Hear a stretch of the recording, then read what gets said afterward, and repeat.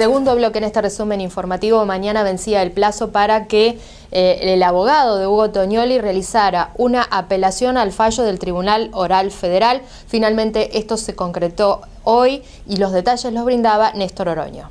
Cuando me puse a trabajar con el recurso encontré numerosos argumentos que desde mi entendimiento resultan atacables para el fallo. Hay un argumento que resulta sumamente contradictorio y estimo invalidante del fallo, en cuanto que se lo ha condenado por el delito de encubrimiento al señor Tognoli respecto de actos propios, una especie de autoencubrimiento que no es punible.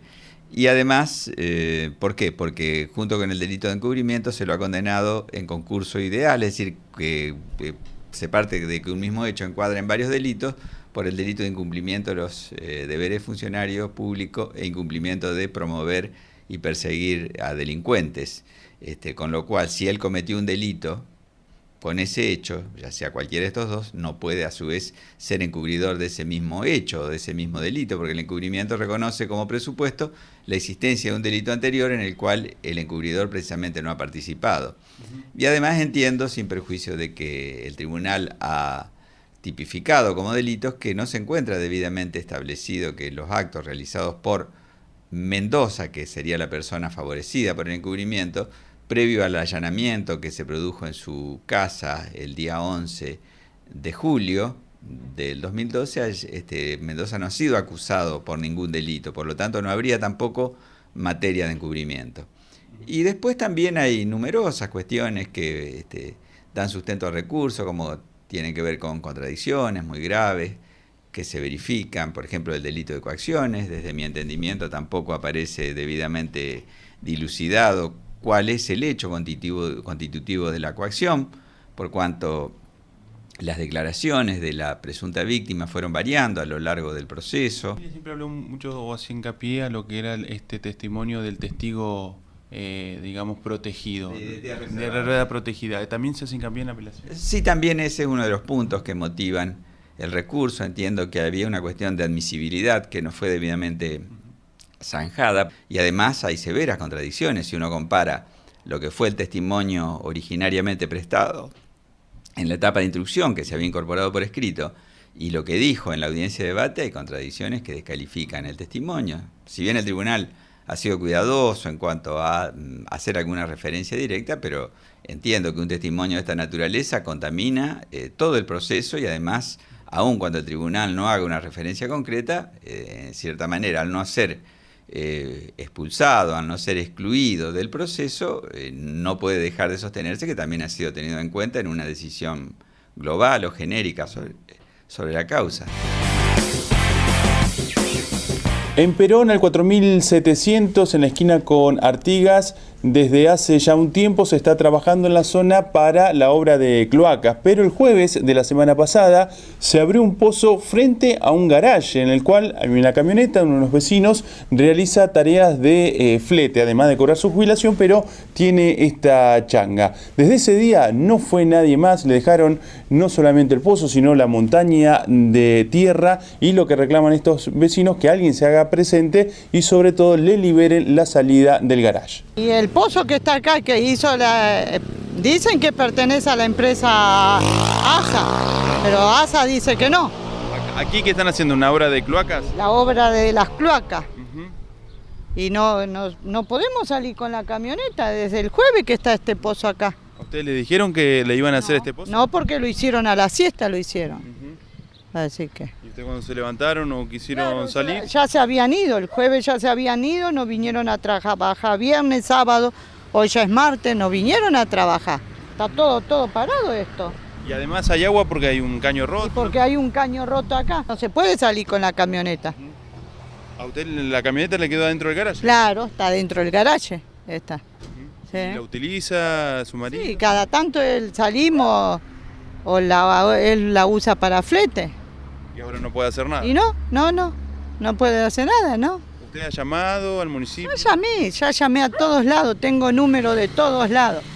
¿Le dijeron algo? La guardia se te ríen por teléfono y te dan otro número y así me tienen. Ya desde el jueves que no trabaja. Ese día que llovió grandísimo, bueno, de ese día que ya no trabaja más la empresa. Está todo parado. Vos no ves máquina por ningún lado. Allá hay escuero, ahí también, allá también. Claro. Por toda la cuadra. Siguen las preocupaciones por la situación del cementerio. En enero hubo derrumbe en algunos sectores, en algunas galerías. ¿Qué pasó con los cuerpos que había en este sector? ¿Qué pasa con el resto de las galerías? ¿Están en peligro o no? Las preguntas se hicieron desde el Consejo, las respuestas todavía no llegan a entender de la concejala Silvina Frana, con quien también hablábamos del marco regulatorio que se discute en el Consejo. Bueno, nuestra preocupación es el estado del cementerio, que no se modificó a pesar del derrumbe que padecimos en el mes de enero.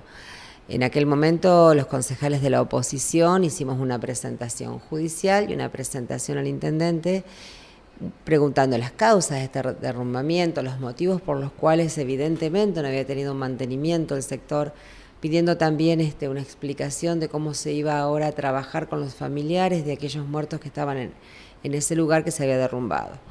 Bueno, no recibimos respuestas de eso a lo largo de este tiempo. Recibimos muchísimos reclamos de familiares que tenían su familiar fallecido, que necesitaban encontrar el cuerpo, que le devuelvan, digamos, el ataúd, en fin, que de alguna manera se recomponga esto que se había destruido.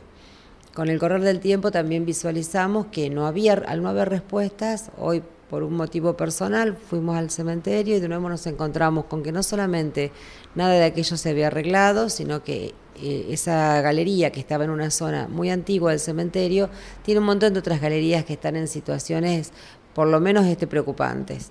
Un lugar que está vallado, prácticamente que no se puede entrar, y después que algunos medios tomaron esta noticia, recibimos muchas más mensajes de familiares ratificando la situación, una señora muy acongojada diciendo que allí tenía a su esposo, que con sus hijos iban todos los domingos pero no podían acceder, y que si ellos querían sacarlo de ese lugar, además tenían que pagar 2.000 pesos. Incluso se está discutiendo un proyecto, un plan, digamos, donde cambia la regulación y la forma de administrar el cementerio. ¿Ustedes qué postura tienen con respecto? Lo estamos analizando, hay muchas cosas que nos generaron dudas, sobre todo en aquellos lugares donde hay nichos a perpetuidad, habría otra forma de administrarlo. Creo que previo a tomar cualquier medida, por lo menos hay que hablar con los propietarios de esos lugares y con la gente.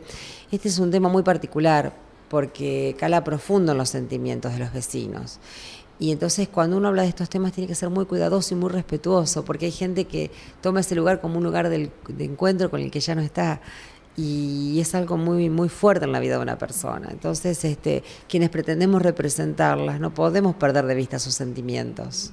¿El tema de los perpetuos es la única duda que le genera este nuevo plan que presentó el municipio, o también la posibilidad de que privados administren determinado sector? Sí, por supuesto. Di lo de los perpetuos como una de las cosas que llamó la atención, como un ejemplo, digo.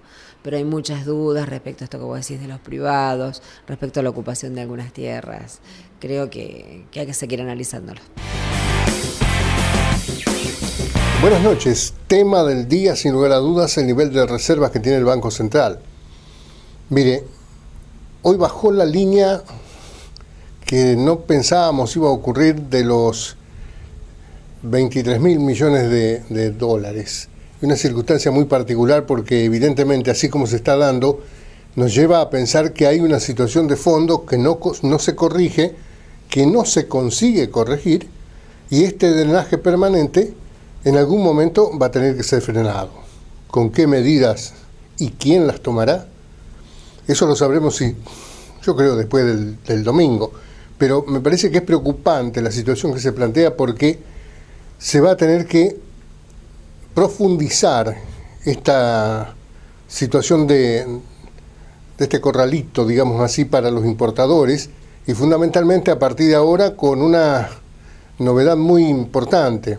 Se cayó a niveles del 2006 el nivel de reservas, y esto implica tener que modificar algunos preconceptos que había sobre este tema, sobre todo en el nivel de los que necesitan dólares para comprar insumos, caso la industria automotriz, caso la industria vinculada con los medicamentos, caso los ensambladores de motos, de celulares, de televisores.